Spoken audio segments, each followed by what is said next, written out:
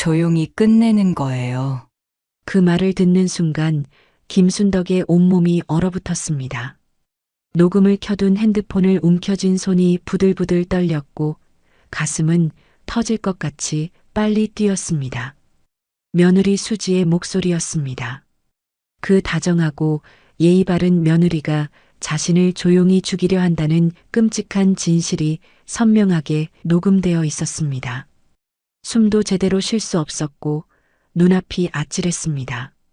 70년을 살아오면서 이런 공포를 느껴본 적이 없었습니다. 하지만 이 악몽 같은 이야기는 그보다 훨씬 전 아무것도 모르고 행복했던 어느 가을 아침부터 시작되었습니다. 그때만 해도 순덕은 자신이 얼마나 위험한 상황에 놓여 있는지 전혀 몰랐습니다. 단지 사랑하는 며느리와 따뜻한 시간을 보낼 것이라고만 생각했었죠. 그날은 평소보다 이른 아침이었습니다. 커튼 사이로 들어온 햇살이 눈부셔서 눈을 떴는데 핸드폰에 부재중 전화가 여러 통 찍혀 있더군요. 며느리 수지였습니다. 70세의 김순덕은 침대에서 몸을 일으키며 핸드폰을 집어들었습니다.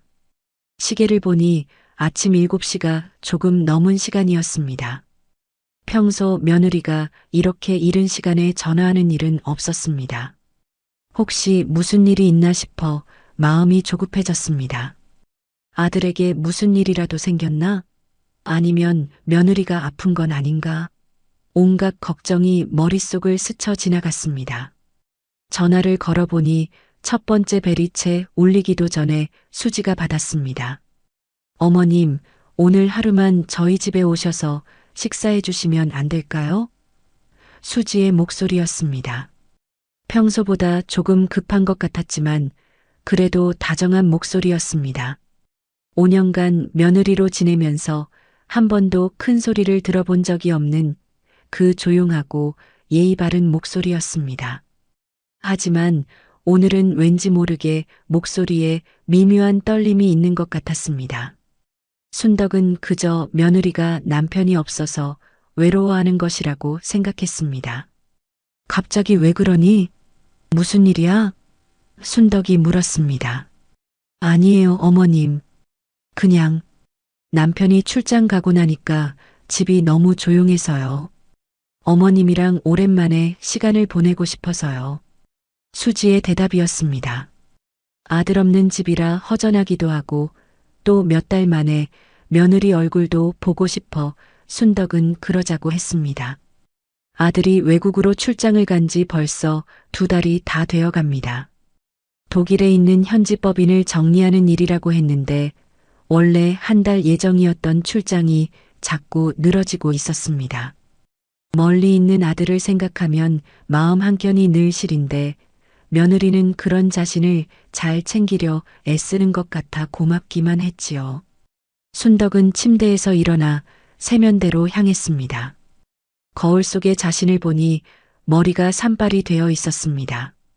70세의 나이답게 얼굴에는 주름이 깊게 패여 있었지만 아직 정정한 편이었습니다.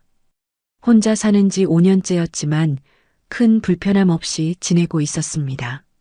남편을 먼저 보내고 나서 처음에는 막막했지만 이제는 나름대로 자신만의 일상을 만들어가고 있었습니다. 아침에 일어나면 라디오를 틀어놓고 체조를 하고 오후에는 동네 경로당에 나가 친구들과 화투를 치거나 수다를 떨었습니다. 저녁에는 혼자서도 간단한 반찬 몇 가지로 소박하지만 따뜻한 식사를 했습니다. 세수를 마치고 옷을 갈아입으며 순덕은 며느리 집에 가져갈 것들을 생각해 봤습니다. 냉장고에 며칠 전에 끓여둔 전복죽이 있었고 어제 만든 장조림도 있었습니다. 며느리가 좋아하는 음식들이었습니다. 수지는 워낙 입이 짧아서 뭘 해줘도 맛있어요. 어머님이라고 말하긴 했지만 유독 순덕이 만든 전복죽과 장조림은 진심으로 좋아하는 것 같았습니다. 한 번은 아들이 엄마 요리 솜씨는 정말 최고야. 수지도 엄마 음식 먹고 싶어 해라고 자랑스럽게 말했던 기억이 났습니다. 그 말을 들었을 때 얼마나 뿌듯했는지 모릅니다. 도시락 가방에 전복죽이랑 집에서 만든 장조림을 넣고 며느리 집으로 향했습니다. 가을 햇살이 따뜻하게 등을 어루만졌고 길가의 은행나무들이 노랗게 물들어 있었습니다. 아파트 단지를 벗어나 며느리가 사는 신도시로 가는 길, 버스 창밖으로 보이는 풍경이 평화로웠습니다. 아직은 완전히 추워지지 않은 가을 날씨가 산책하기에 딱 좋았습니다. 며느리와 함께 근처 공원이라도 걸어볼까 하는 생각이 들었습니다.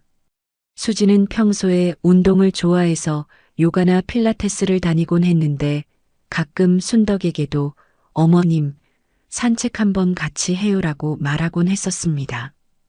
오랜만에 며느리와 함께하는 시간이 기대되었습니다. 아들이 없어도 며느리와 둘이서 도란도란 이야기를 나누는 것도 나쁘지 않을 것 같았습니다. 며느리는 원래 말이 많은 편은 아니었지만 그래도 가끔씩 재미있는 이야기를 해주곤 했습니다.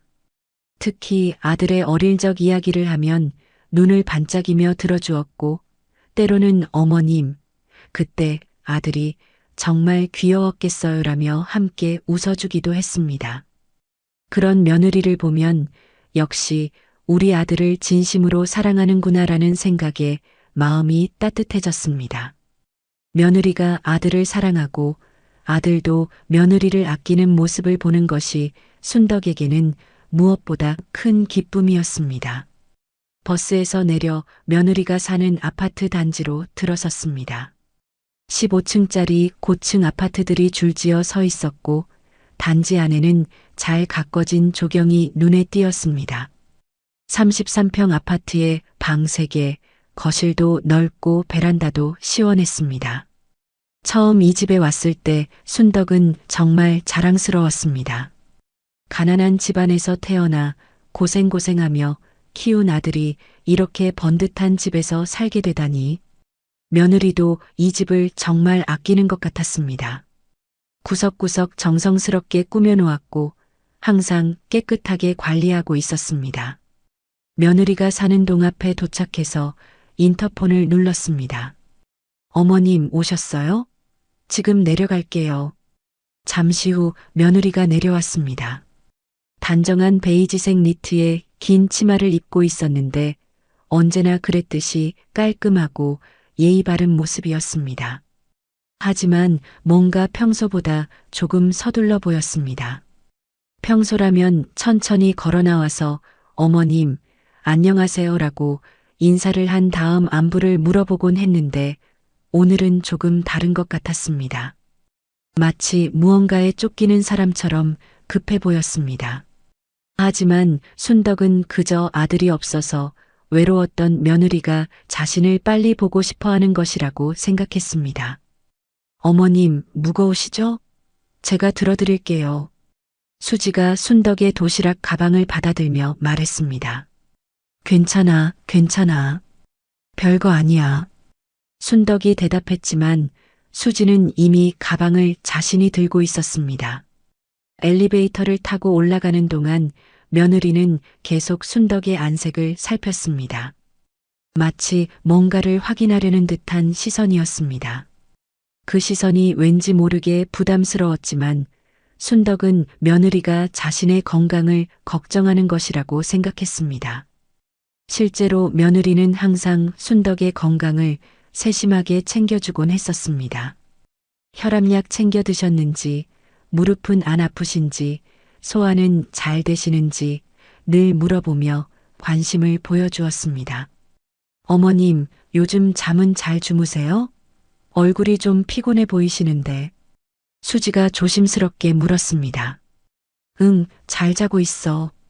나이가 드니까 조금 일찍 일어나게 되더라. 순덕이 대답했습니다. 실제로 요즘 순덕은 새벽 5시면 어김없이 잠에서 깼습니다. 나이가 들면서 잠이 줄어드는 것이 자연스러운 일이라고 생각했습니다. 하지만 수지의 표정을 보니 뭔가 더 깊은 의미가 있는 질문인 것 같았습니다. 마치 순덕의 컨디션을 점검하는 것 같은 느낌이었습니다. 하지만 그것도 며느리의 세심한 배려라고 여겼습니다. 현관문을 열고 들어가자 고소한 냄새가 먼저 반겼습니다.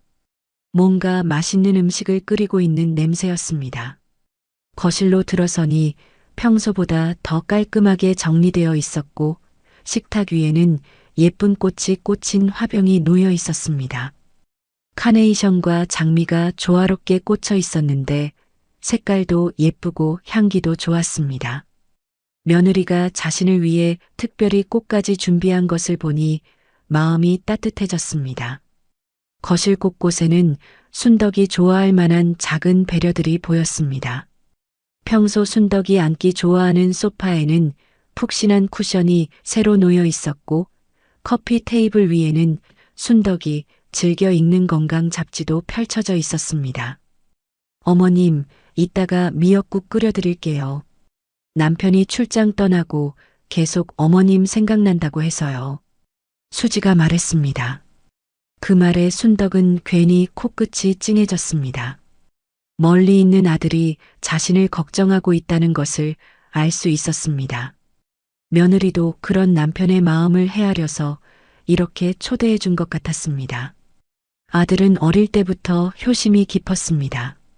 학교에서 돌아오면 제일 먼저 엄마, 오늘 많이 힘들었어? 라고 물어보곤 했고 용돈을 받으면 꼭 순덕에게도 작은 선물을 사다 주었습니다. 결혼을 하고 나서도 그 마음은 변하지 않았습니다. 출장을 갈 때면 항상 엄마 혼자 계시는데 괜찮으시겠어요? 라고 걱정해 주었고 며느리에게도 우리 엄마 잘 좀 챙겨달라고 부탁하곤 했습니다. 며느리 수지는 항상 점잖고 말이 많지 않은 아이였습니다. 아들이랑 결혼한 지 5년이 다 되어가지만 그동안 집안에 불편한 일 한 번 없었고 특별히 섭섭했던 적도 없었어요. 시댁 어른들께 항상 예의를 지켰고 큰 소리 한 번 낸 적이 없었습니다. 명절이 되면 새벽부터 일어나서 제사 준비를 도와주었고 시댁 친척들이 오면 구석에서 조용히 심부름을 했습니다. 다른 며느리들처럼 투덜거리거나 불평하는 법이 없었습니다. 순덕의 친구들은 항상 순덕이가 복이 많다며 부러워했습니다. 요즘 며느리들은 시어머니 무서워하는데 수지는 정말 착하다고 입을 모아 칭찬했습니다. 그럴 때마다 순덕은 가슴이 뿌듯했습니다. 특히 아들이 바쁠 때면 며느리가 대신 안부를 묻곤 했습니다. 병원에 갈 일이 있으면 함께 가주었고 명절 음식 준비도 군소리 없이 도와주었습니다. 한 번은 순덕이 감기에 걸렸을 때 수지가 직접 죽을 끓여서 가져다 준 적이 있었습니다. 어머님, 감기 기운이 있으시면 이런 죽이 좋아요라며 정성스럽게 끓인 전복죽을 들고 온 것이었습니다. 그때 순덕은 정말 감동받았습니다. 친딸도 이렇게까지 하지 않을 텐데 며느리가 이런 정성을 보여주다니. 그만큼 순덕은 며느리를 믿고 있었습니다. 수지를 거의 친딸처럼 여기고 있었습니다. 어머님, 오늘 저희 집에서 주무시고 가시면 어떨까요? 남편도 없고 하니까 오랜만에 어머님이랑 시간을 보내고 싶어요. 수지가 제안했습니다. 순덕은 며느리의 제안에 조금 놀랐습니다. 평소 며느리가 이렇게 적극적으로 무언가를 제안하는 일은 많지 않았기 때문입니다. 하지만 며느리의 마음이 고마웠습니다. 아들이 없어서 외로울 며느리를 생각하니 마음이 안쓰러웠습니다. 그리고 솔직히 말하면 순덕 자신도 혼자 있는 시간이 가끔 지루했습니다. TV를 보거나 책을 읽어도 뭔가 허전한 기분이 들 때가 많았습니다. 며느리와 함께 시간을 보내는 것도 나쁘지 않겠다는 생각이 들었습니다. 그래도 될까? 불편하지 않겠어? 순덕이 조심스럽게 물었습니다. 무슨 말씀이세요? 어머님이 계시면 저도 외롭지 않고 좋죠. 수지가 대답했습니다. 그 말을 들으니 정말 며느리가 자신을 필요로 하고 있다는 생각이 들었습니다. 아들이 출장을 간 동안 혼자 있기 힘들어하는 며느리를 도와주는 것도 시어머니의 역할이라는 생각이 들었습니다. 더구나 며느리는 원래 내성적인 성격이라 친구들도 많지 않았습니다. 회사 동료들과는 업무적인 관계만 유지할 뿐 개인적으로 가까운 사람은 거의 없어 보였습니다. 그러니 남편까지 출장을 가면 얼마나 외로울까 싶었습니다. 방에 들어가 보니 침대 시트도 새로 바꿔놨더군요. 화사한 꽃무늬 이불에 창문엔 얇은 커튼이 바람에 살랑거리고 딱 봐도 손길이 많이 닿은 흔적이 느껴졌습니다. 방 안에는 은은한 방향제 냄새가 퍼져 있었고 작은 화분도 새로 놓여 있었습니다. 침대 옆 사이드 테이블에는 순덕이 좋아하는 캐모마일 차 티백도 준비되어 있었고 독서등도 새로 설치되어 있었습니다. 세세한 부분까지 신경 쓴 흔적이 역력했습니다. 속으로 이 녀석 준비 많이 했구나 싶어 웃음이 났지요. 며느리가 자신을 위해 이렇게 정성을 들인 것이 감사했습니다. 이런 배려를 받으니 며느리 집에서 하룻밤 머무는 것이 전혀 부담스럽지 않았습니다. 점심시간이 되자 며느리는 부엌에서 분주히 움직였습니다. 미역국을 끓이는 김이 부엌 전체에 퍼졌고 불고기를 볶는 냄새도 고소했습니다. 순덕은 거실 소파에 앉아서 그 모습을 지켜봤습니다. 수지는 요리할 때 항상 정성스러웠습니다. 재료 하나하나 꼼꼼히 다듬고 간도 여러 번 봐가며 정확히 맞추곤 했습니다. 아들이 수지 요리는 정말 맛있어라고 자랑하곤 했는데 그럴만했습니다. 며느리의 요리 솜씨는 정말 훌륭했습니다. 특히 국물 요리를 잘했는데 미역국이며 김치찌개며 항상 깊은 맛이 났습니다. 어떻게 그런 맛을 낼 수 있는지 신기할 정도였습니다. 아마 어머니에게서 제대로 배운 것 같았습니다. 점심엔 따뜻한 미역국과 불고기를 차려줬고 거기에 순덕이 가져온 전복죽과 장조림도 함께 올렸습니다.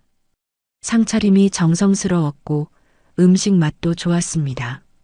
미역국은 진짜 깊은 맛이 났고 불고기도 달지 않고 적당히 간이 배어 있었습니다. 순덕이 가져온 전복죽을 수지가 한 숟가락 떠먹더니 어머님, 이 죽 정말 맛있어요. 어떻게 이렇게 부드럽게 끓이세요? 라고 물었습니다. 며느리의 칭찬을 들으니 기분이 좋았습니다. 평생 요리를 해온 보람이 있다는 생각이 들었습니다. 두 사람은 조용히 식사를 하며 이런저런 이야기를 나누었습니다. 날씨 이야기, 동네 이야기, 건강 이야기 등 소소한 일상의 대화였지만 마음이 편안했습니다. 순덕은 괜히 며느리 칭찬을 늘어놨습니다. 너희 엄마도 내 시집살이 걱정 안 하셔도 되겠다. 내가 이렇게 잘하니까. 그런데 며느리는 웃는 듯 하면서도 뭔가 말끝을 흐리더군요. 평소에는 이런 칭찬을 들으면 수줍어하면서도 기뻐했는데 오늘은 조금 다른 것 같았습니다. 고맙습니다, 어머님. 제가 부족한데 이렇게 예뻐해 주셔서 라고 말은 했지만 그 표정이 평소와 달랐습니다. 뭔가 다른 생각을 하고 있는 것 같았습니다. 아마도 남편이 없어서 마음이 허전한 것 같았습니다. 신혼 때는 하루라도 떨어져 있기 힘들어 했는데 이렇게 2달이나 떨어져 있으니 얼마나 외로울까 싶었습니다. 어머님 사실 남편 출장 전에도 제가 말씀드리고 싶었는데 요즘 어머님 혼자 계시는 게 계속 마음에 걸렸어요. 우리 집에서 조금 더 오래 계셔도 괜찮으실까요? 수지가 조심스럽게 말을 꺼냈습니다. 순덕은 그 말에 조금 당황했지만 곧 받아들였습니다. 딱 며칠만 있다 가야지 그렇게 생각하고요. 며느리의 마음도 고맙고 혼자 있는 것보다는 함께 있는 것이 나을 수도 있겠다는 생각이 들었습니다. 사실 집에 혼자 있으면 가끔 무료할 때가 있었습니다. TV 프로그램도 재미없고 책을 읽자니 눈이 쉽게 피로해졌습니다. 며느리와 함께 있으면 대화도 나누고 함께 요리도 하고 근처 공원에 산책도 갈 수 있을 것 같았습니다. 며느리는 계속해서 순덕을 배려했습니다. 어머님, 불편한 것 있으시면 언제든 말씀해 주세요. 이 집이 어머님 집이라고 생각하시고 편하게 지내세요. 수지의 말에 순덕은 마음이 따뜻해졌습니다. 정말 친딸 같은 며느리라는 생각이 들었습니다. 오후에는 함께 근처 마트에 장을 보러 갔습니다. 수지가 어머님이 좋아하시는 반찬 재료 좀 사겠어요 라고 하며 순덕이 평소 즐겨 먹는 나물류와 생선을 골라 담았습니다. 마트에서 만난 다른 주부들이 며느리가 참 효성스럽네요 라고 말하는 소리가 들렸습니다. 그럴 때마다 순덕은 가슴이 뿌듯했습니다. 정말 좋은 며느리를 만났다는 생각이 들었습니다. 그날 밤 창문 너머로 가을비가 조금씩 떨어지고 있었고 방 안에는 은은한 라벤더 향이 퍼져 있었습니다. 새로 바꾼 침구에서는 세제 냄새가 살짝 났고 베개도 평소 쓰던 것보다 푹신했습니다. 순덕은 오랜만에 푹신한 침대에서 잠을 자게 되어 기분이 좋았습니다. 집에서는 오래된 온돌 바닥에서 자는데 침대가 이렇게 편할 줄 몰랐습니다. 이불도 따뜻하고 포근했습니다. 며느리가 전기장판도 미리 틀어놔서 발끝까지 따뜻했습니다. 그날 밤 순덕은 정말 푹 잤습니다. 그땐 정말 몰랐습니다. 그 집에 며칠 더 머무는 게 자신의 인생을 바꿔놓을 줄은요. 그 평화로운 가을밤이 곧 악몽의 시작이 될 줄은 꿈에도 몰랐습니다. 며칠째 며느리 집에 머물며 지내는 동안 처음에는 모든 게 괜찮았습니다. 아침이면 며느리는 순덕이 좋아하는 된장국을 끓여주었고 점심엔 함께 드라마도 보고 산책도 했지요. 수지는 정말 세심했습니다. 순덕이 평소 즐겨보던 일일 드라마 시간에 맞춰 TV를 틀어주었고 드라마를 보면서 함께 이야기를 나누기도 했습니다.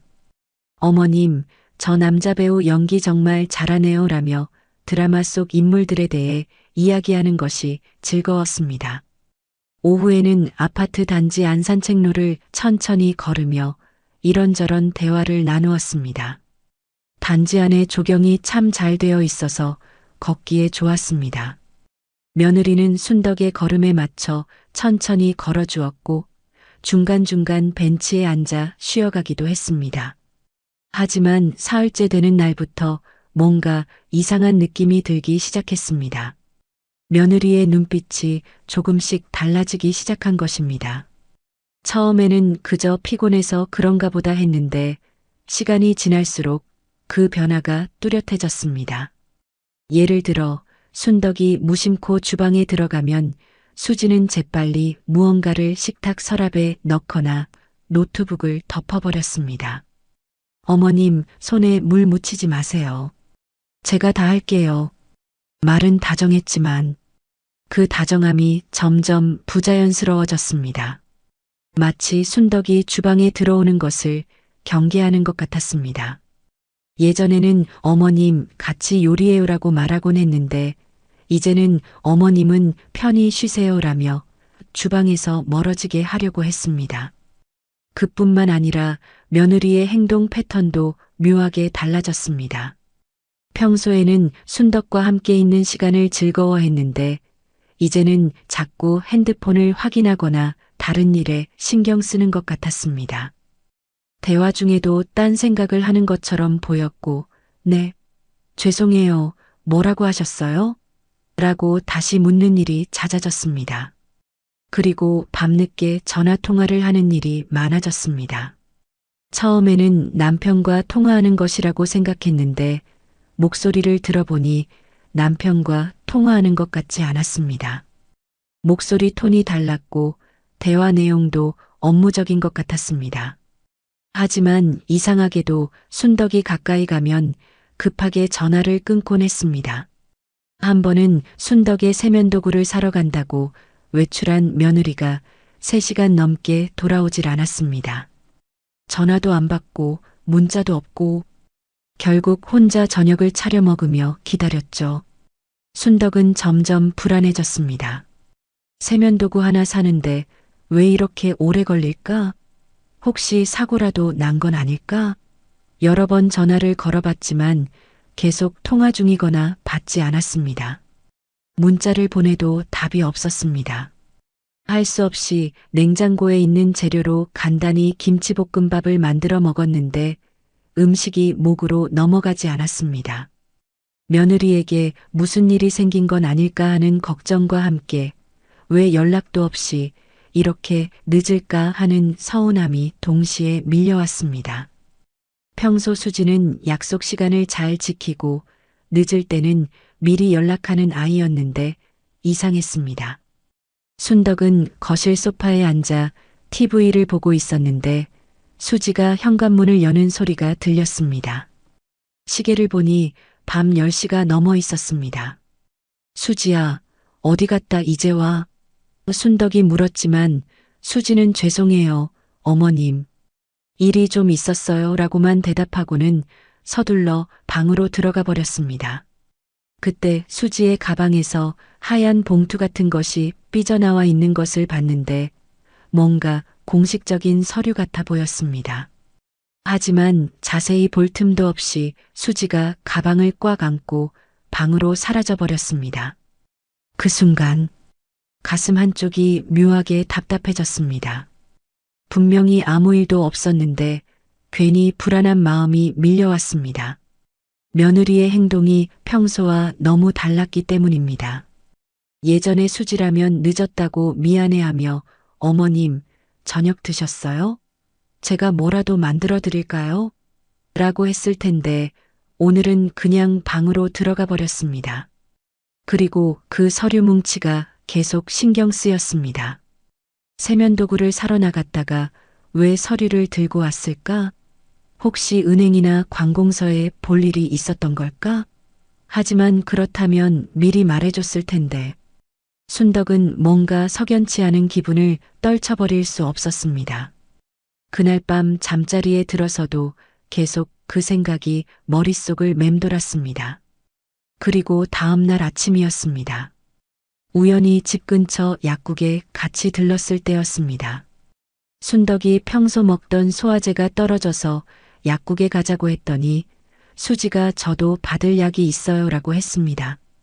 약국에 들어가서 순덕은 소화제를 사고 수지는 따로 처방약을 받았습니다. 처방약을 찾는 며느리 옆에서 순덕이 무심코 약 봉지를 들춰봤는데 그 안에는 낯선 약들이 있었습니다. 약 봉지에 붙어 있는 스티커를 보니 불면증, 약, 항우울제, 수면유도제, 그녀가 복용할 이유가 없을 것 같은 약들이었습니다. 순덕은 깜짝 놀랐습니다. 며느리가 언제부터 이런 약들을 먹고 있었던 걸까? 그리고 왜 자신에게는 말하지 않았을까? 수지는 평소에 감기약조차 잘 안 먹는 아이였는데 이렇게 강한 약들을 복용하고 있다니 믿기지 않았습니다. 그 순간 며느리는 봉지를 낚아채듯 순덕의 손에서 빼앗더니 서둘러 계산대로 가버렸습니다. 어머님, 이거 그냥 영양제예요. 밤에 잠이 안 와서 의사가 괜찮다고 해서 먹는 거예요. 웃으면서 말하던 얼굴엔 뭔가 서늘한 기운이 감돌았습니다. 하지만 순덕이 본 것은 분명히 영양제가 아니었습니다. 약봉지에 적힌 글씨를 똑똑히 봤는데 졸피데미니, 알프라졸라미니 하는 생소한 약 이름들이었습니다. 이런 약들은 보통 정신과에서 처방하는 것들이었습니다. 며느리가 왜 거짓말을 하는 걸까? 정말 불면증 때문이라면 굳이 숨길 이유가 없을 텐데. 오히려 어머님, 요즘 잠이 안 와서 병원에 갔어요 라고 말했을 것입니다. 하지만 수지는 마치 들켜서는 안 되는 비밀을 숨기는 것 같았습니다.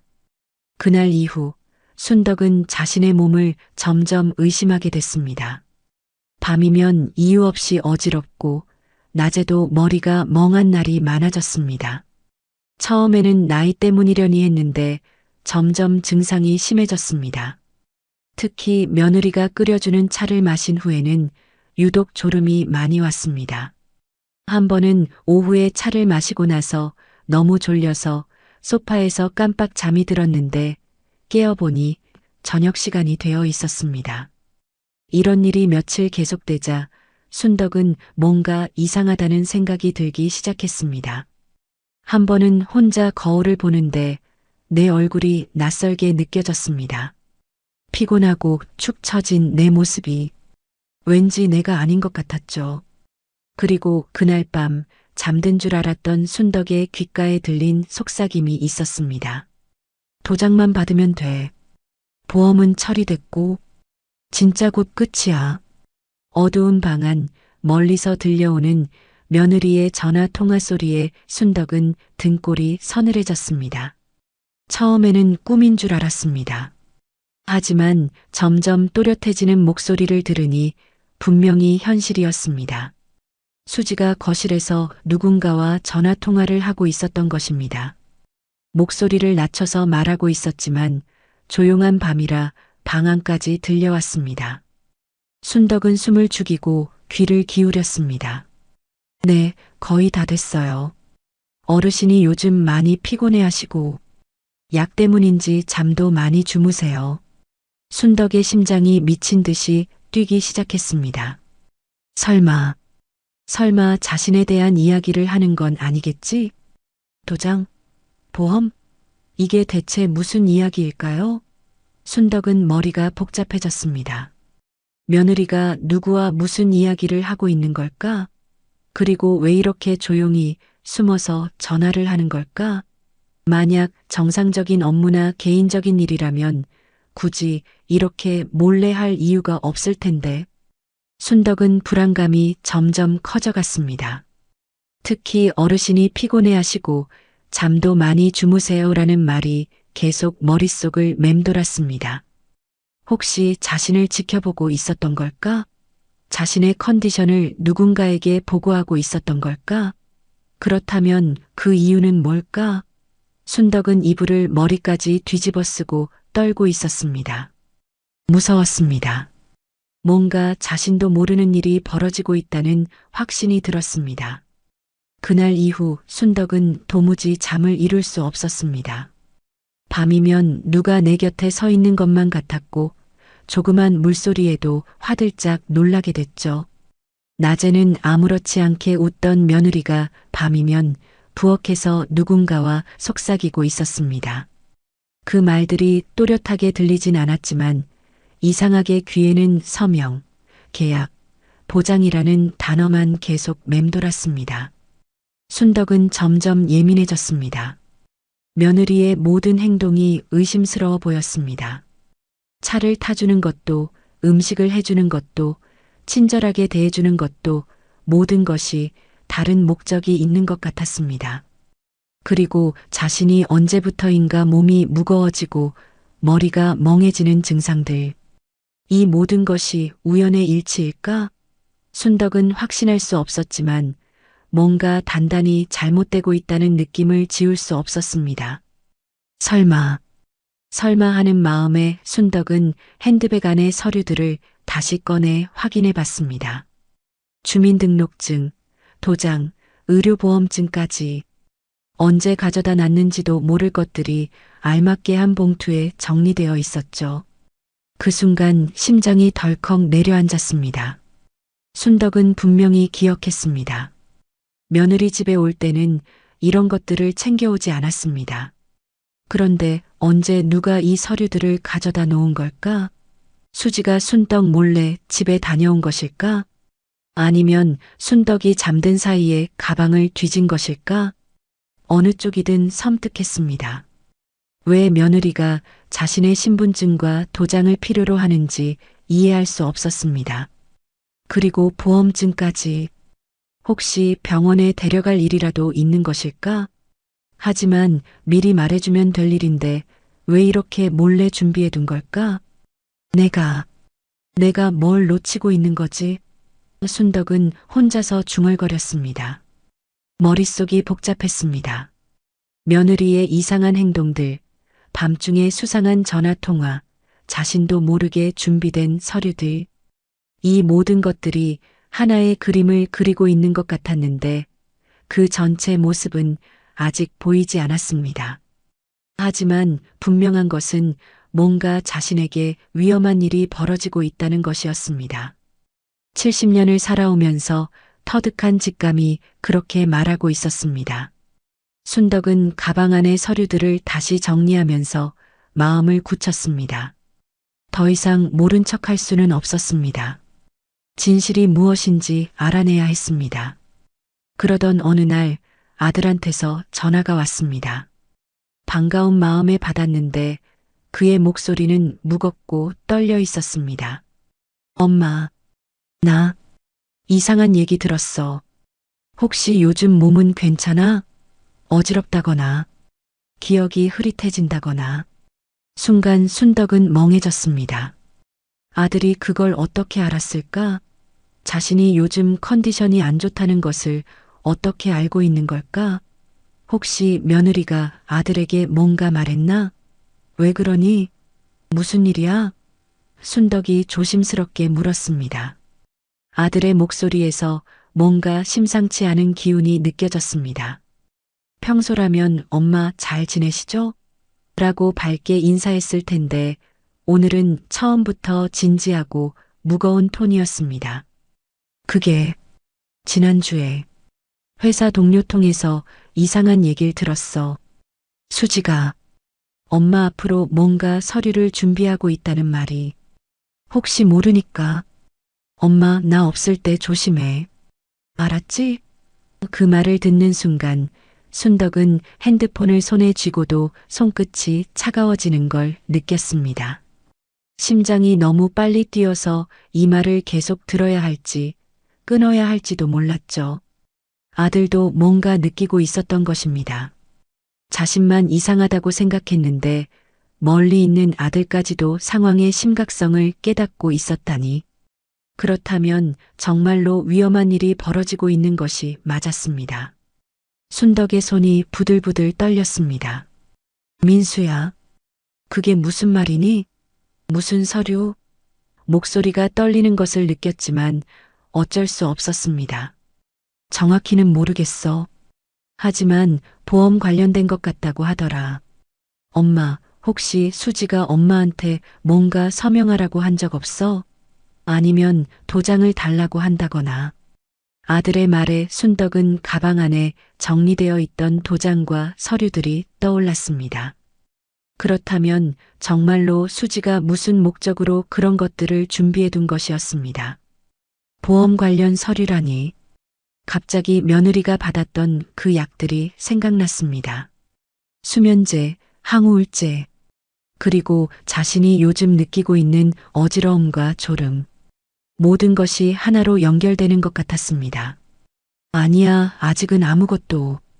하지만 민수야, 엄마가 요즘 정말 이상해. 몸도 이상하고 수지도 예전 같지 않고. 순덕이 떨리는 목소리로 말했습니다.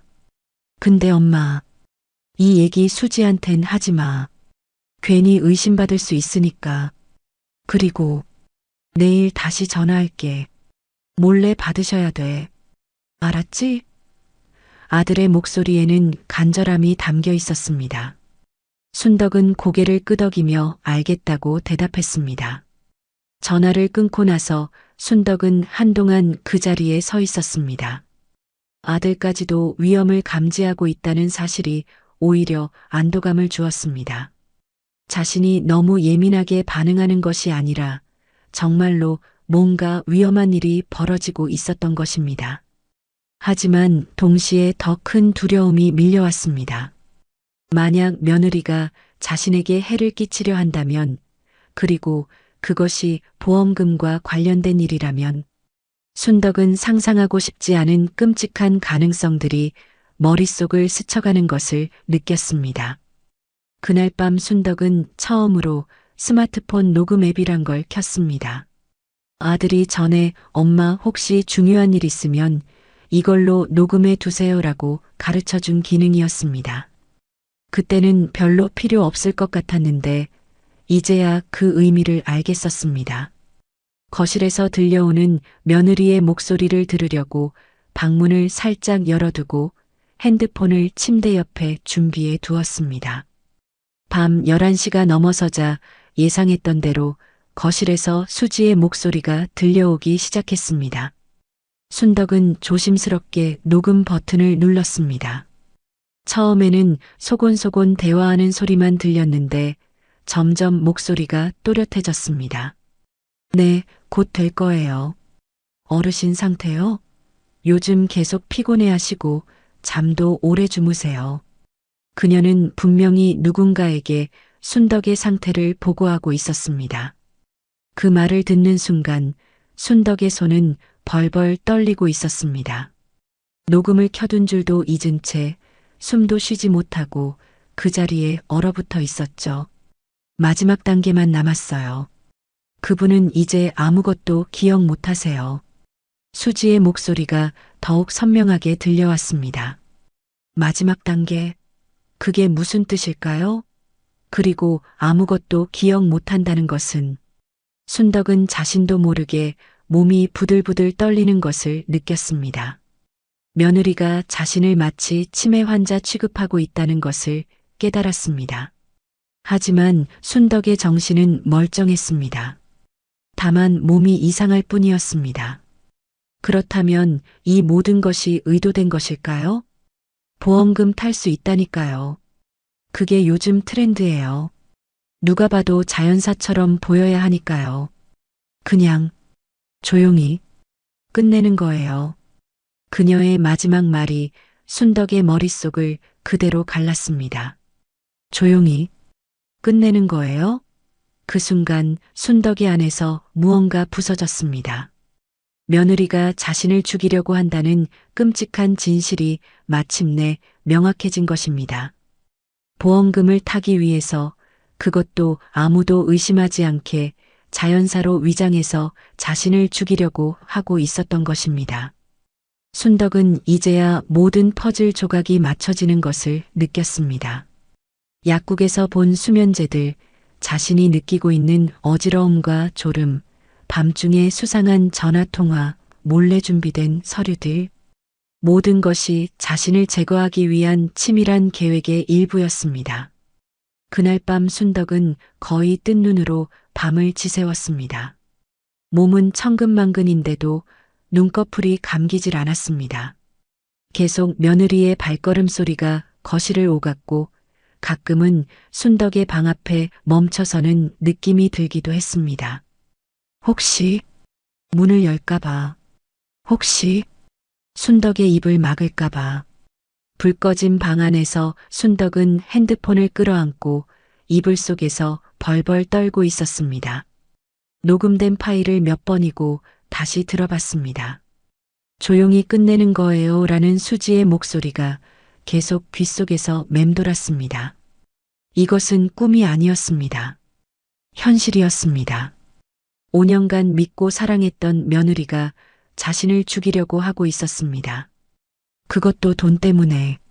순덕은 이런 일이 정말 일어날 수 있다는 것에 충격을 받았습니다. 새벽이 되어서야 순덕은 잠시 눈을 붙일 수 있었습니다. 하지만 얕은 잠에서도 계속 악몽을 꾸었습니다.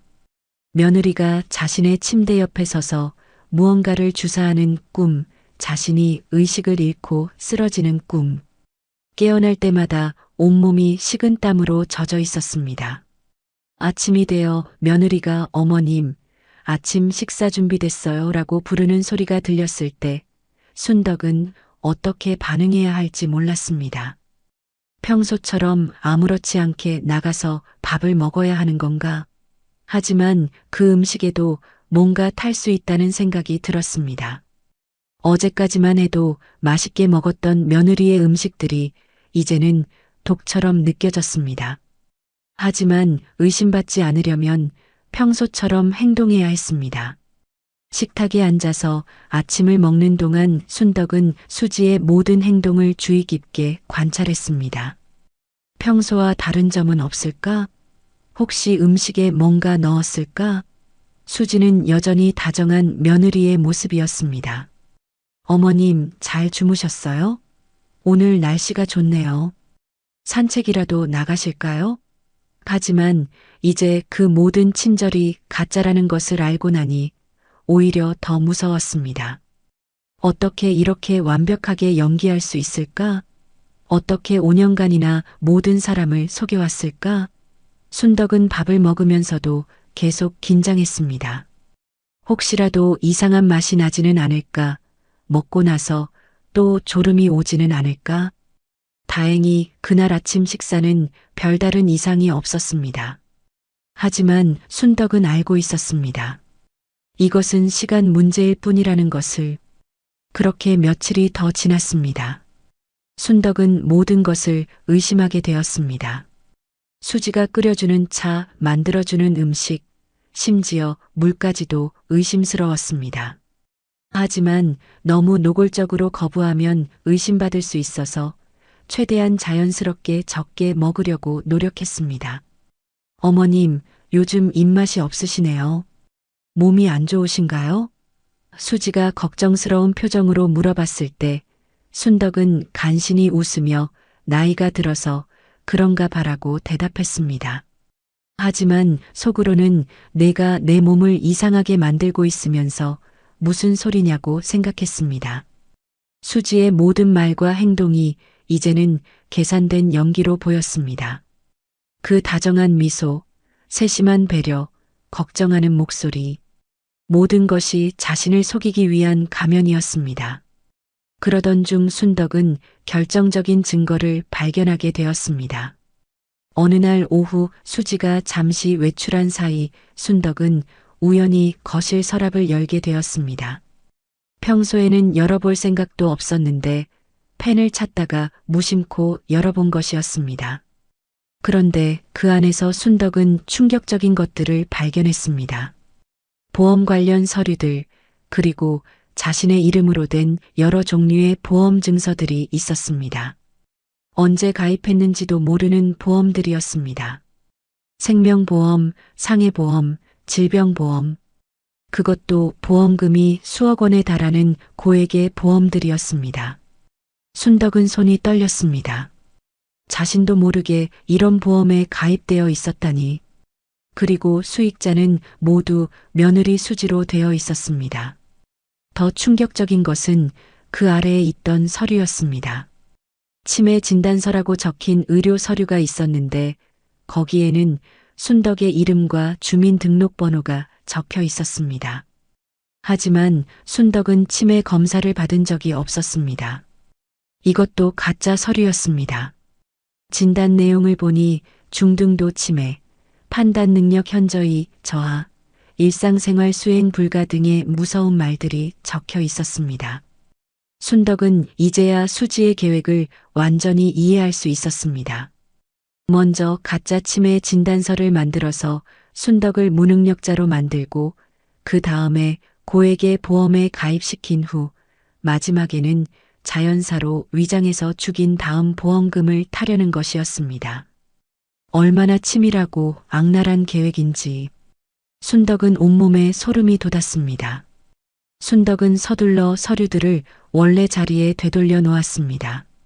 수지가 돌아와서 자신이 이것을 봤다는 것을 알게 되면 더 위험해질 수 있었습니다. 하지만 마음은 급했습니다. 이 증거들을 어떻게 보존해야 할까? 핸드폰으로 사진을 찍어두자는 생각이 들었지만 만약 수지가 갑자기 들어와서 발각되면 어떻게 될까요? 순덕은 손이 덜덜 떨렸지만 최대한 빨리 중요한 서류들을 핸드폰으로 찍어두었습니다. 보험증서, 가짜 치매 진단서, 그리고 기타 의심스러운 서류들까지. 사진을 찍는 동안 현관문 소리가 날까봐 계속 귀를 기울이고 있었습니다. 다행히 수지는 아직 돌아오지 않았고 순덕은 모든 증거를 핸드폰에 담을 수 있었습니다. 하지만 이제 더 큰 문제가 있었습니다. 이 증거를 가지고 어떻게 해야 할까요? 그날 저녁 수지가 어머님, 오늘 컨디션이 어떠세요? 좀 피곤해 보이시는데 라고 물었을 때 순덕은 온몸에 소름이 돋았습니다. 이제 그 말의 진짜 의미를 알고 있었기 때문입니다. 수지는 순덕의 컨디션을 체크하고 있었습니다. 언제 마지막 단계를 실행할지 타이밍을 재고 있는 것이었습니다. 괜찮다. 별로 피곤하지 않아라고 대답했지만 순덕의 목소리는 떨리고 있었습니다. 수지는 순덕의 얼굴을 유심히 살펴봤습니다. 마치 의사가 환자를 진찰하는 것처럼 말입니다. 어머님, 혹시 요즘 기억력은 어떠세요? 깜빡깜빡하는 일이 많으신가요? 이런 질문들이 이제는 너무나 무서웠습니다. 치매 증상이 있는지 확인하려는 것이었습니다. 그리고 그날 밤 또다시 수지의 전화 통화 소리가 들려왔습니다. 이번에는 더욱 구체적인 내용이었습니다. 네, 이제 거의 다 준비됐어요. 서류도 다 갖춰졌고 어르신 상태도 많이 안 좋아 보이고요. 언제 해도 누구도 의심하지 않을 것 같아요. 순덕은 다시 핸드폰 녹음을 시작했습니다. 이번에는 더욱 선명하게 녹음하려고 방문을 조금 더 열어두었습니다. 방법은 어떻게 하시겠어요? 수지가 물었습니다. 그리고 상대방의 대답을 듣고 있는 듯 했습니다. 네, 그게 가장 안전할 것 같아요. 수면제를 과다 복용한 것처럼, 치매 환자가 실수로 약을 많이 먹은 것처럼 보이게 하면 되겠네요. 순덕은 숨이 막혔습니다. 이들은 자신을 수면제로 죽일 계획을 세우고 있었습니다. 언제쯤 실행하시겠어요? 수지가 조심스럽게 물었습니다. 순덕은 심장이 터질 것 같았지만 계속 들어야 했습니다. 상대방이 뭔가 말하는 소리가 희미하게 들렸지만 정확히는 알 수 없었습니다. 네, 알겠어요. 그럼 이번 주말에 금요일 밤쯤이면 좋을 것 같아요. 남편도 아직 출장 중이고 아무도 의심하지 않을 거예요. 금요일 밤, 오늘이 수요일이니까 이틀 후였습니다. 순덕은 온몸이 얼어붙는 것을 느꼈습니다. 자신의 죽음까지 정확한 날짜를 정해놓다니 이보다 더 끔찍한 일이 있을까요? 그리고 유서도 미리 써놓는 게 좋을까요? 수지가 또 물었습니다. 유서까지? 이들은 정말로 완벽한 범죄를 계획하고 있었습니다.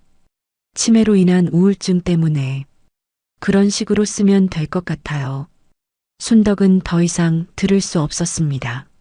녹음을 중단하고 이불을 뒤집어 썼습니다. 온몸이 부들부들 떨렸고 숨을 제대로 쉴 수 없었습니다. 금요일 밤, 이틀 후면 자신이 죽는다는 것입니다. 그것도 자살로 위장되어서 순덕은 공포에 사로잡혔습니다. 하지만 동시에 분노도 치밀어 올랐습니다. 5년간 친딸처럼 여겨왔던 며느리가 이런 끔찍한 일을 계획하고 있다니. 그리고 아직도 밖에서는 전화 통화가 계속되고 있었습니다. 네, 걱정하지 마세요. 완벽하게 처리할 거예요. 아무도 의심하지 않을 거라고요.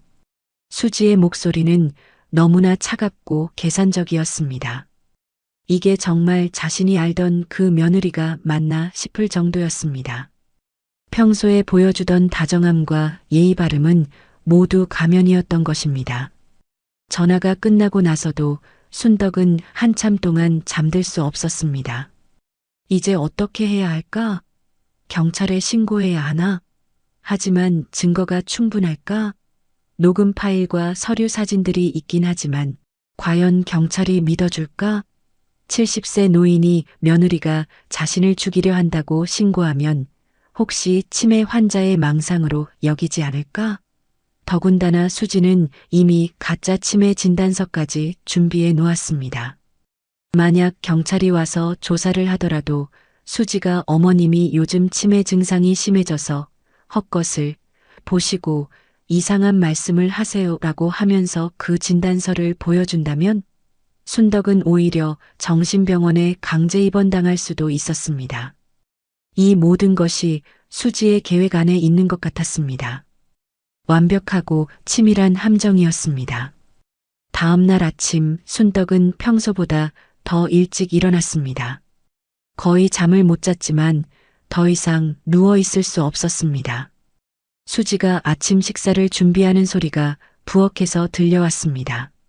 어머님, 아침 드세요라고 부르는 목소리가 평소와 똑같이 다정했지만 이제 그 목소리가 죽음의 초대장처럼 들렸습니다.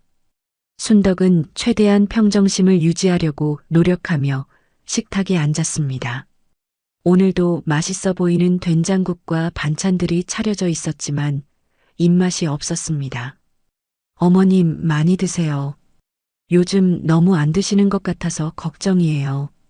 수지의 걱정스러운 표정을 보니 소름이 돋았습니다. 이틀 후면 자신을 죽일 사람이 이렇게 연기할 수 있다니. 순덕은 억지로 몇 숟가락 먹고는 배가 불러서라고 핑계를 댔습니다. 그날 오후 수지가 어머님, 잠시 약국에 다녀올게요. 어머님, 약도 좀 사다 드릴 거예요 라고 말했습니다. 순덕은 깜짝 놀랐습니다. 무슨 약을 사다 준다는 걸까? 혹시 금요일에 사용할 수면제를 사러 가는 것은 아닐까? 나는 먹을 약 없는데? 라고 말했지만 수지는 어머님, 요즘 잠을 잘 못 주무시잖아요. 수면에 도움이 되는 약을 사다 드릴게요 라고 했습니다. 순덕의 등골이 서늘해졌습니다. 드디어 시작되는 것 같았습니다. 수지가 외출한 사이 순덕은 다시 한번 녹음 파일들을 확인했습니다. 그리고 서류 사진들도 다시 정리했습니다. 이것들이 자신을 구할 수 있는 유일한 증거들이었습니다. 하지만 어떻게 이용해야 할지 막막했습니다. 한편으로는 아들에게 연락해야겠다는 생각이 들었지만 독일에 있는 아들이 무엇을 할 수 있을까요? 수지가 돌아왔을 때 정말로 손에는 약봉지가 들려 있었습니다.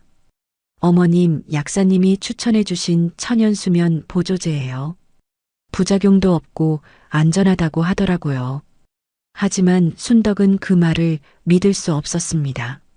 저번에도 영양제라고 거짓말했던 수지였으니까요. 고마워, 하지만 나는 약 안 먹어도 잘 자니까 괜찮아라고 거절했지만 수지는 어머님, 정말 좋은 약이에요. 한 알만 드셔보세요. 오늘 밤에 정말 푹 주무실 거예요 라고 계속 권했습니다. 그 간절한 모습이 오히려 수상했습니다. 왜 이렇게까지 약을 먹이려고 할까? 혹시 이게 연습인가? 금요일 전에 미리 한번 시험해 보는 것인가? 순덕은 절대로 그 약을 먹을 수 없다고 생각했습니다. 나는 정말 괜찮으니까 너나 먹으라고 말하며 자리에서 일어났습니다. 그날 저녁부터 수지의 태도가 미묘하게 변하기 시작했습니다. 평소라면 순덕이 약 복용을 거절해도 그러시면 괜찮아요. 어머님이라고 했을 텐데 오늘은 계속 약 이야기를 꺼냈습니다.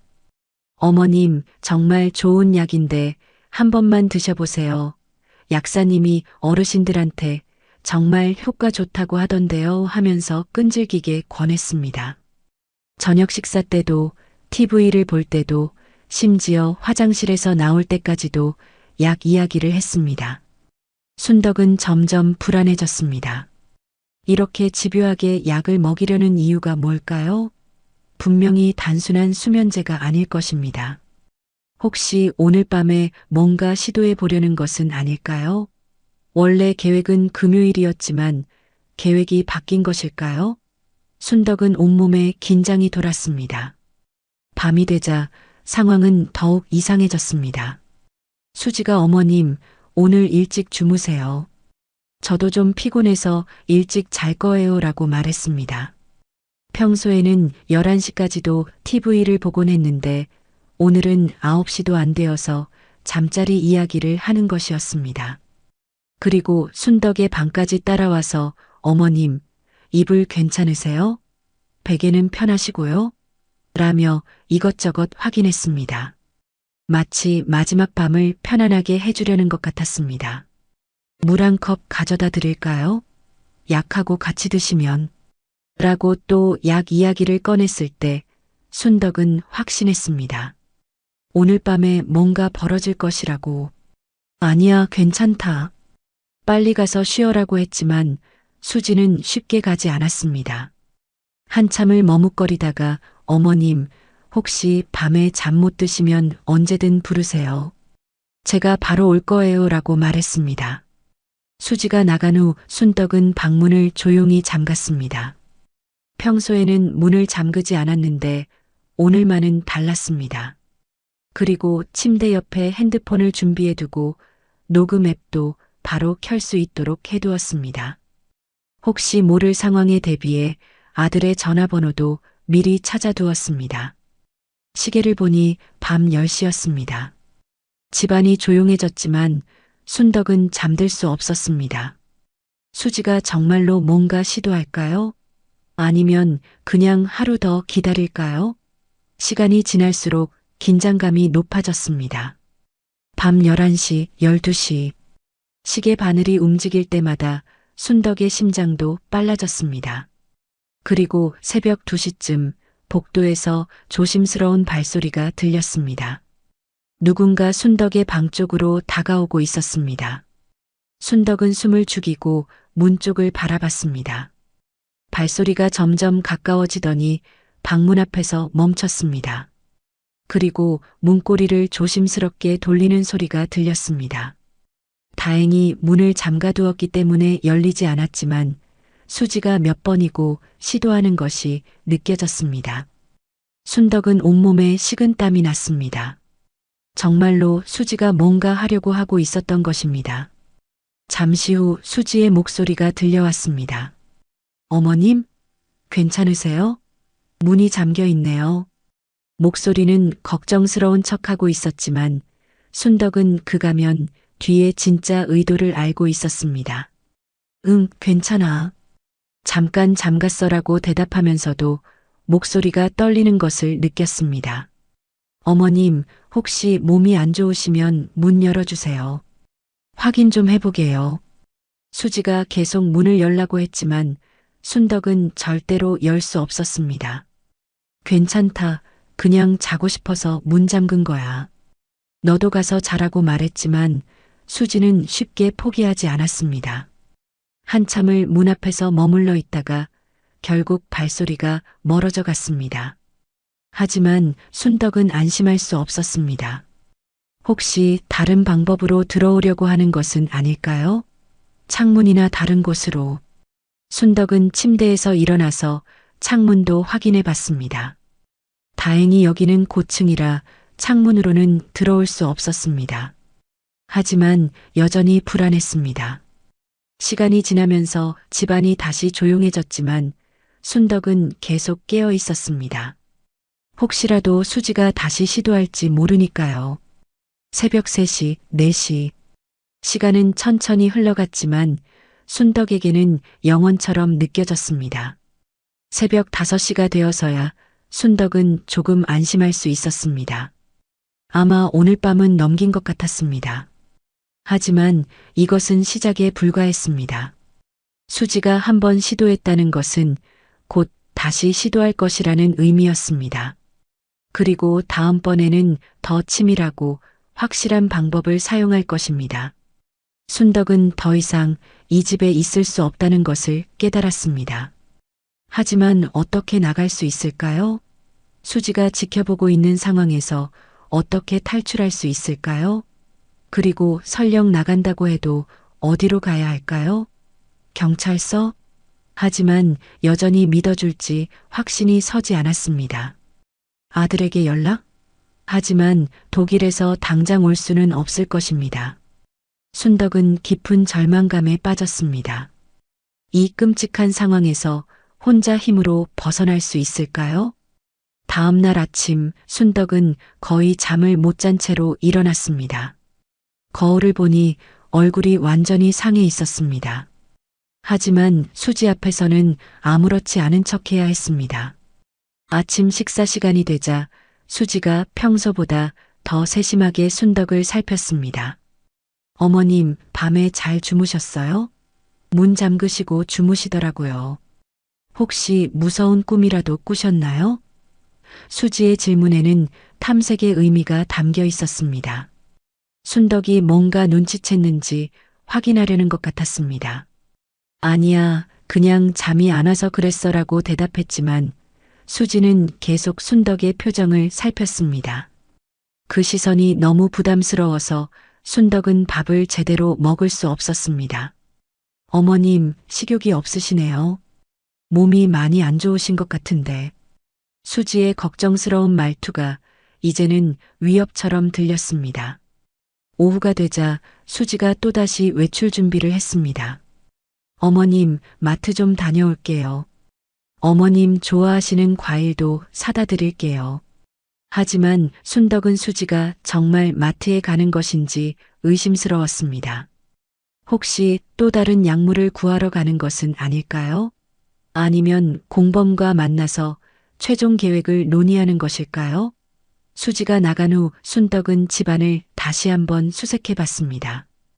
혹시 어젯밤 실패한 후에 다른 준비를 해둔 것은 없을까 해서였습니다. 수지의 방을 들여다보니 침대 옆 서랍에 새로운 약병이 놓여 있었습니다. 라벨을 보니 강력한 수면제였습니다. 어제보다 훨씬 더 센 약물이었습니다. 순덕은 온몸에 소름이 돋았습니다. 수지가 더 확실한 방법을 준비하고 있었던 것입니다. 그때 갑자기 핸드폰이 울렸습니다. 아들에게서 온 전화였습니다. 엄마, 지금이야. 지금 당장 도망치세요. 지금 말고는 기회가 없어요. 아들의 목소리는 긴박했습니다. 독일에서 뭔가 정보를 얻은 것 같았습니다. 민수야, 무슨 일이야? 엄마, 설명할 시간 없어요. 지금 당장 그 집에서 나오세요. 수지가 오늘 밤에 뭔가 할 거예요. 제가 확실한 정보를 얻었어요. 순덕의 심장이 쿵쾅거렸습니다. 정말로 오늘 밤이었습니다. 어떻게 나가지? 수지가 곧 돌아올 텐데. 엄마, 지금 바로 나오세요. 아무것도 챙기지 말고 그냥 나오세요. 그리고 절대 음식이나 물, 아무것도 먹지 마세요. 알겠어요? 아들의 목소리에는 절박함이 가득했습니다. 민수야, 그런데 어떻게 알았어? 순덕이 떨리는 목소리로 물었습니다. 엄마, 제가 여기서 수지 과거를 조사해 봤어요. 수지는 진짜 이름이 아니에요. 이미 다른 곳에서도 같은 일을 저질렀어요. 노인들을 상대로 한 보험금 사기범이에요. 엄마가 세 번째 피해자예요. 순덕은 머리가 하얗게 변하는 것을 느꼈습니다. 세 번째? 그럼 이미 2명이나 죽었다는 이야기였습니다. 엄마, 지금 당장 나와요. 저는 한국으로 가는 비행기를 탔어요. 하지만 도착하기까지 12시간이 걸려요. 그 전에 엄마가 안전한 곳으로 피해야 해요. 아들의 목소리가 점점 멀어지는 것 같았습니다. 통화 상태가 좋지 않았습니다. 민수야. 하지만 전화가 끊어져 버렸습니다. 순덕은 혼자 남겨졌습니다. 순덕은 더 이상 망설일 수 없었습니다. 아들의 말이 맞다면 오늘 밤이 마지막 밤일 수도 있었습니다. 하지만 어떻게 나갈까요? 수지가 언제 돌아올지 모르는 상황에서 순덕은 창밖을 내려다봤습니다. 12층이라 뛰어내릴 수도 없었습니다. 엘리베이터나 계단을 이용해야 했는데 만약 수지와 마주치면? 하지만 다른 선택이 없었습니다. 순덕은 핸드폰과 지갑만 챙기고 조심스럽게 현관문을 열었습니다. 복도가 조용했습니다. 엘리베이터 버튼을 눌렀는데 엘리베이터가 올라오는 소리가 들렸습니다. 혹시 수지가 타고 있는 것은 아닐까요? 순덕은 급하게 비상계단 쪽으로 몸을 숨겼습니다. 엘리베이터 문이 열리고 누군가 나오는 발소리가 들렸습니다. 다행히 수지가 아니라 다른 주민이었습니다. 순덕은 안도하며 엘리베이터로 향했습니다. 하지만 바로 그때 아래층에서 올라오는 또 다른 엘리베이터가 있었습니다. 층수 표시를 보니 빠르게 올라오고 있었습니다. 5층, 6층, 7층. 혹시 이번에는 정말 수지일까요? 순덕은 재빨리 비상계단 문을 열고 안으로 들어갔습니다. 비상계단은 어둡고 차가웠습니다. 하지만 지금은 이것이 가장 안전한 길이었습니다. 순덕은 조심스럽게 계단을 내려가기 시작했습니다. 12층에서 1층까지 70세의 나이에는 쉽지 않은 일이었습니다. 무릎이 아프고 숨이 가빴지만 계속 내려갔습니다. 5층쯤 되었을 때 위에서 문 여는 소리가 들렸습니다. 누군가 비상계단으로 들어오고 있었습니다. 혹시 수지가 자신을 쫓아오는 것일까요? 순덕은 숨을 죽이고 계단 아래로 더 빨리 내려갔습니다. 위에서 들리는 발소리가 점점 가까워지고 있었습니다. 어머님, 어머님 어디 계세요? 수지의 목소리였습니다. 집에 돌아와서 순덕이 없는 것을 발견하고 찾고 있는 것이었습니다. 순덕은 온몸에 소름이 돋았습니다. 수지의 목소리에는 평소의 다정함이 전혀 없었습니다. 오히려 차갑고 날카로웠습니다. 어머님, 몸이 아프시면 위험해요. 빨리 나오세요. 하지만 순덕은 절대로 대답할 수 없었습니다. 발소리가 점점 더 빨라지고 있었습니다. 수지도 계단을 뛰어 내려오고 있는 것 같았습니다. 순덕은 무릎이 아픈 것도 있고 더 빨리 움직였습니다. 2층, 1층. 드디어 지상층에 도착했습니다. 순덕은 비상계단 문을 열고 로비로 나왔습니다. 경비 아저씨가 깜짝 놀라며 어르신, 괜찮으세요? 얼굴이 많이 안 좋아 보이는데. 라고 말했습니다. 순덕은 대답할 틈도 없이 아파트 밖으로 뛰쳐나갔습니다. 뒤에서 비상계단 문이 열리는 소리가 들렸습니다. 수지가 따라 내려온 것 같았습니다. 순덕은 아파트 단지 밖으로 나가려고 했지만 다리에 힘이 없어서 제대로 뛸 수 없었습니다. 70세의 몸으로는 한계가 있었습니다. 뒤에서 어머님 하고 부르는 수지의 목소리가 들렸습니다. 점점 가까워지고 있었습니다. 순덕은 필사적으로 단지 입구 쪽으로 향했습니다. 다행히 그때 택시 한 대가 지나가고 있었습니다. 순덕은 있는 힘을 다해 손을 흔들었습니다. 택시가 멈춰섰습니다. 순덕은 재빨리 뒷좌석에 올라탔습니다. 아저씨, 빨리 가주세요. 경찰서로 가주세요. 택시기사는 순덕의 다급한 모습을 보고 놀랐지만 바로 출발했습니다. 뒤를 돌아보니 수지가 아파트 입구에서 서 있는 모습이 보였습니다. 그 표정은 분노와 절망이 뒤섞여 있었습니다. 계획이 틀어진 것을 깨달은 것 같았습니다. 택시가 움직이기 시작하자 순덕은 조금씩 안심이 되었습니다. 하지만 아직 끝난 것이 아니었습니다. 수지도 차를 타고 쫓아올 수 있었습니다. 아저씨, 정말 빨리 가주세요. 급한 일이에요. 순덕이 간절하게 부탁했습니다. 택시기사는 할머니, 무슨 일이세요? 많이 놀라신 것 같은데. 라고 걱정스럽게 물었습니다. 아저씨, 제가 죽을 뻔했어요. 며느리가 저를 죽이려고 했어요. 순덕이 떨리는 목소리로 말했습니다. 택시기사는 백미러로 순덕을 바라보며 놀란 표정을 지었습니다. 할머니, 그게 무슨 말씀이세요? 혹시 착각하신 건 아닌가요? 하지만 순덕의 절박한 표정을 보고는 더 이상 묻지 않았습니다.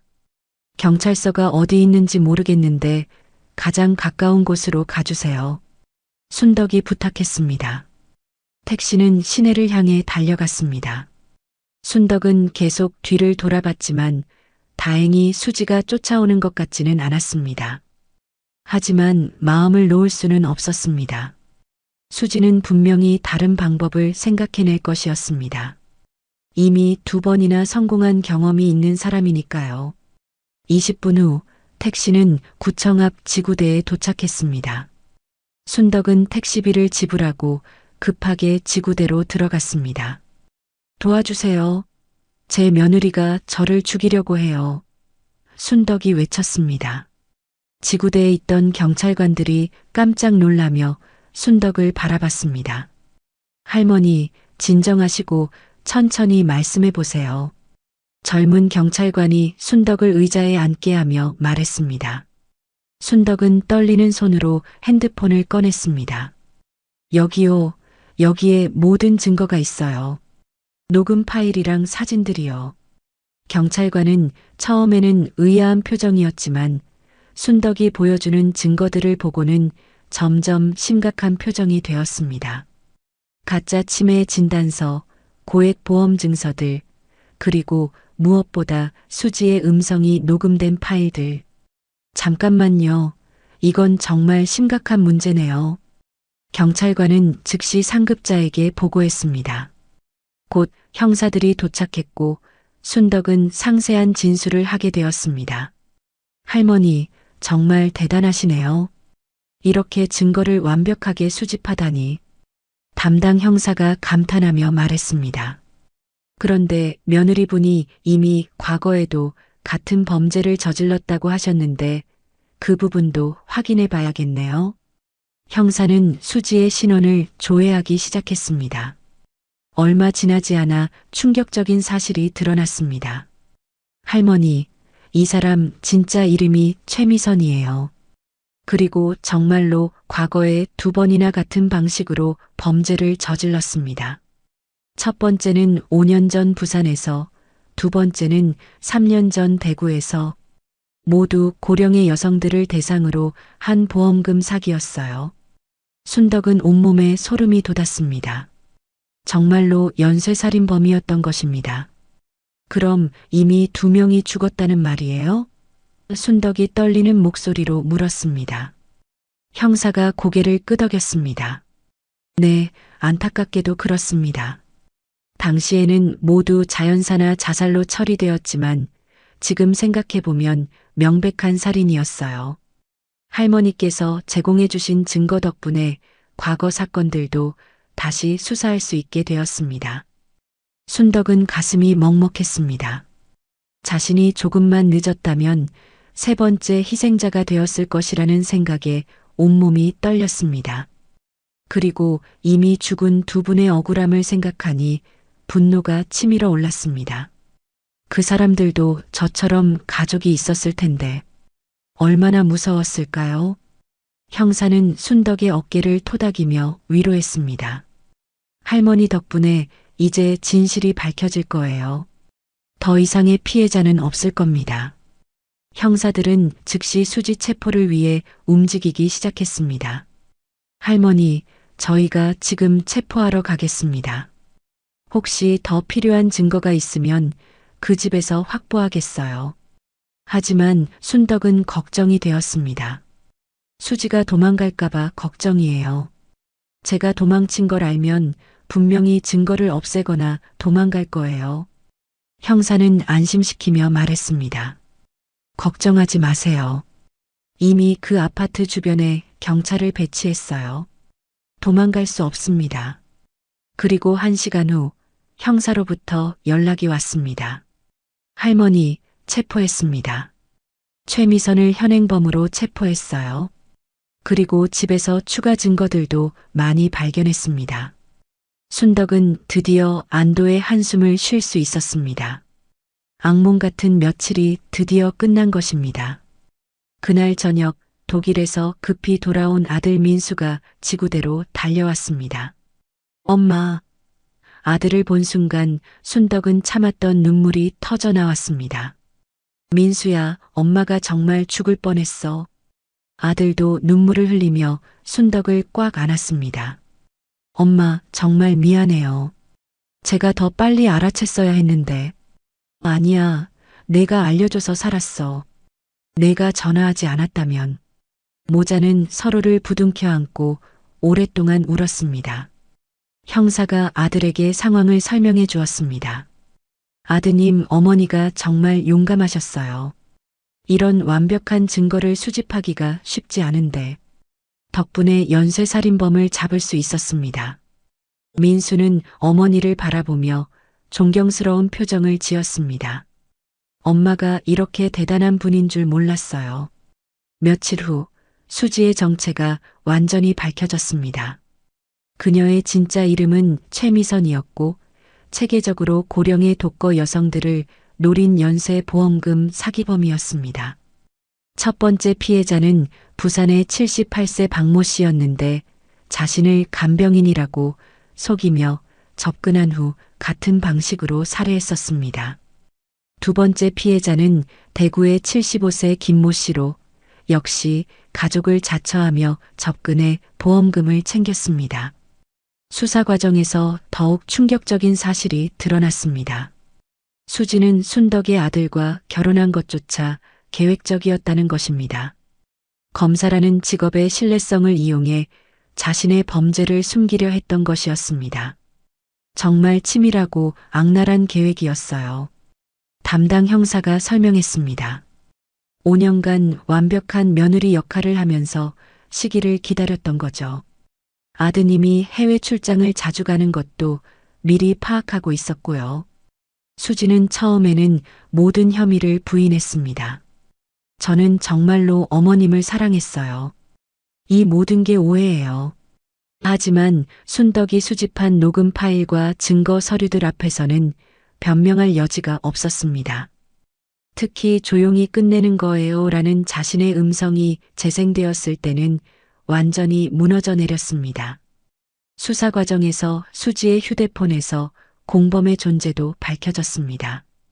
보험 설계사로 일하는 남자였는데 가짜 진단서를 만들어주고 보험 가입을 도와주는 역할을 했었습니다. 그 역시 체포되어 공동정범으로 처벌받게 되었습니다. 할머니께서 정말 대단한 일을 해내셨어요. 검찰 관계자가 말했습니다. 이 사건 덕분에 유사한 범죄들도 예방할 수 있게 되었습니다. 재판이 시작되었을 때 순덕은 증인으로 출석했습니다. 법정에서 수지와 다시 마주한 순간 순덕은 복잡한 감정에 휩싸였습니다. 5년간 딸처럼 여겼던 사람이 자신을 죽이려 했다는 사실이 여전히 믿어지지 않았습니다. 수지는 수인복을 입고 고개를 숙인 채 앉아 있었습니다. 예전에 다정하고 예의 바른 모습은 온데간데 없었습니다. 판사 앞에서 순덕은 차분하게 자신이 겪었던 일들을 증언했습니다. 저는 그 아이를 친딸처럼 사랑했습니다. 그런데 그 아이는 저를 돈으로만 봤습니다. 제 목숨을 돈으로 바꾸려 했습니다. 순덕의 증언이 끝날 때까지 법정은 조용했습니다. 방청객들도 모두 숙연한 표정으로 들었습니다. 마지막에 순덕은 말했습니다. 다시는 이런 일이 일어나지 않기를 바랍니다. 저와 같은 노인들이 더 이상 이런 피해를 당하지 않기를 바랍니다. 재판부는 수지에게 무기징역을 선고했습니다. 피고인 최미선은 치밀하고 계획적으로 3명의 고령 여성을 대상으로 연쇄살인을 시도했으며 그중 2명을 실제로 살해했습니다. 특히 피해자들의 신뢰를 악용한 점과 가족관계를 이용한 점에서 죄질이 극히 불량합니다. 판사의 선고가 내려지는 순간 수지는 바닥에 주저앉으며 울부짖었습니다. 저는 정말 어머님을 사랑했어요. 하지만 이미 늦었습니다. 방청석에 앉아있던 순덕은 복잡한 마음이었습니다. 정의가 실현된 것은 다행이었지만 5년간의 추억이 모두 거짓이었다는 사실은 여전히 아팠습니다. 아들 민수가 어머니의 손을 꽉 잡았습니다. 엄마, 이제 정말 끝났어요. 더 이상 무서워하지 마세요. 공범인 보험 설계사도 15년형을 받았고 과거 사건들의 피해자 가족들에게도 진실이 알려졌습니다. 법정을 나서면서 순덕은 취재진들에 둘러싸였습니다. 할머니, 어떻게 이런 위험한 상황에서 혼자 증거를 수집하실 생각을 하셨나요? 기자들의 질문이 쏟아졌습니다. 순덕은 잠시 생각한 후 대답했습니다. 저도 처음에는 정말 무서웠어요. 하지만 가만히 있으면 정말 죽을 것 같았거든요. 그래서 용기를 냈어요. 다른 할머니들도 저처럼 당하고 있을 수도 있다는 생각이 들어서요. 순덕의 이야기는 전국적으로 보도되었고 많은 사람들이 관심을 보였습니다. 특히 비슷한 상황에 있는 고령자들과 그 가족들에게 경각심을 불러일으켰습니다. 경찰청에서는 순덕에게 감사패를 수여했습니다. 시민의 용기 있는 신고와 완벽한 증거 수집 덕분에 연쇄살인범을 검거할 수 있었습니다. 재판이 끝난 후 순덕과 민수는 새로운 삶을 시작했습니다. 민수는 해외 출장을 최소화하고 어머니와 더 많은 시간을 보내기로 했습니다. 엄마, 제가 너무 바빠서 어머님을 제대로 챙기지 못했어요. 앞으로는 달라질 거예요. 순덕은 아들의 마음을 이해했습니다. 괜찮다, 민수야. 너도 바쁜 일이 있으니까. 다만 앞으로는 서로 더 자주 연락하자. 순덕은 수지와 함께 살던 그 아파트에는 다시 발을 들이지 않았습니다. 모든 것이 끔찍한 기억으로 남아 있었기 때문입니다. 대신 민수는 어머니를 위해 자신의 집 근처에 작은 아파트를 마련해 드렸습니다. 이제 정말 안전한 곳에서 지내세요, 엄마. 새 집은 작았지만 따뜻했습니다. 그리고 무엇보다 진짜 가족의 사랑이 있었습니다. 사건이 마무리된 지 몇 달이 지났습니다. 순덕은 새로운 일상에 적응해 가고 있었습니다. 아침에 일어나면 창문을 열고 신선한 공기를 마시며 하루를 시작했습니다. 예전처럼 누군가를 의심하거나 두려워할 필요가 없었습니다. 진짜 평안이 무엇인지 다시 깨달을 수 있었습니다. 민수는 약속대로 해외 출장을 줄이고 어머니와 더 많은 시간을 보냈습니다. 매주 토요일이면 함께 시장에 가서 장을 보고 일요일에는 함께 요리를 했습니다. 엄마, 이 김치찌개 맛이 정말 끝내줘요. 아들의 칭찬을 들으며 순덕은 행복했습니다. 이런 평범한 일상이 얼마나 소중한지 새삼 느꼈습니다. 수지와 함께했던 5년은 모두 거짓이었지만 아들과의 이 시간들은 진짜였습니다. 순덕의 이야기는 사회에 큰 파장을 일으켰습니다. 전국적으로 비슷한 사건들이 재조사되기 시작했고 몇 건의 추가 사건들이 발견되었습니다. 정부에서는 고령자 보호를 위한 새로운 정책을 발표했습니다. 고액보험 가입 시 더욱 엄격한 심사 절차를 거치게 되었고 독거 고령자들을 위한 안전망도 강화되었습니다. 순덕은 여러 강연회에 초청받아 자신의 경험을 나누었습니다. 여러분, 절대로 의심스러운 일이 있으면 혼자 참지 마세요. 주변에 도움을 청하세요. 그리고 무엇보다 자신의 직감을 믿으세요. 순덕의 강연을 들은 많은 고령자들이 용기를 얻었습니다. 저도 할머니처럼 용감해지고 싶어요. 우리도 할머니처럼 조심하며 살겠어요. 이런 반응들을 보며 순덕은 자신의 고통이 헛되지 않았다는 것을 느꼈습니다. 그러던 어느 날 순덕에게 특별한 편지 한 통이 도착했습니다. 부산에 사는 첫 번째 피해자의 딸로부터 온 편지였습니다. 할머니 덕분에 우리 어머니의 억울함이 풀렸습니다. 3년간 어머니가 왜 그런 선택을 하셨는지 이해할 수 없어서 괴로워했는데 이제야 진실을 알게 되었습니다. 어머니는 자살한 것이 아니라 살해당한 것이었습니다. 할머니의 용기 덕분에 우리 가족도 마음의 평안을 찾을 수 있었습니다. 편지를 읽으며 순덕은 눈물을 흘렸습니다. 자신의 고통이 다른 가족들에게도 위안이 되었다니. 두 번째 피해자의 가족들로부터도 비슷한 감사 인사가 왔습니다. 순덕은 이 편지들을 소중히 간직했습니다. 이것들이야말로 자신이 이 모든 일을 겪은 진짜 이유라고 생각했습니다. 순덕은 이제 동네에서 유명인이 되었습니다. 마트에 가면 사람들이 용감한 할머니라고 부르며 인사를 건넸고 경로당에서는 순덕의 이야기를 듣고 싶어하는 사람들로 항상 북적였습니다. 순덕이 언니, 그때 정말 무섭지 않았어요? 친구들이 물어보면 순덕은 솔직하게 대답했습니다. 무서웠죠. 정말 무서웠어요. 하지만 가만히 있으면 죽는 거니까 어쩔 수 없었어요. 그리고 항상 강조했습니다. 여러분도 이상한 일이 있으면 절대 혼자 고민하지 마세요. 가족이든 경찰이든 누구든지 도움을 청하세요. 순덕의 조언을 듣고 실제로 몇 명의 어르신들이 의심스러운 상황을 신고해서 사기를 미연에 방지한 사례도 있었습니다. 순덕은 자신의 경험이 다른 사람들에게 도움이 되고 있다는 것을 알고 뿌듯했습니다. 민수도 어머니를 보며 많은 것을 배웠습니다. 엄마, 정말 존경해요. 70세 나이에 그런 상황에서 침착하게 증거를 수집하고 자신을 구해내시다니. 순덕은 아들의 말에 웃으며 대답했습니다. 나이가 들수록 더 단단해지는 것 같더라. 젊을 때는 무서워서 못했을 일들도 이제는 할 수 있어. 그리고 진지한 표정으로 덧붙였습니다. 민수야, 사람은 언제든 변할 수 있어. 아무리 가까운 사람이라도 완전히 믿고 방심하면 안 되는 것 같아. 하지만 그렇다고 모든 사람을 의심하며 살 수는 없잖아. 적당한 선에서 조심하면서 살아야 하는 거지. 아들은 어머니의 지혜로운 말씀에 깊이 공감했습니다.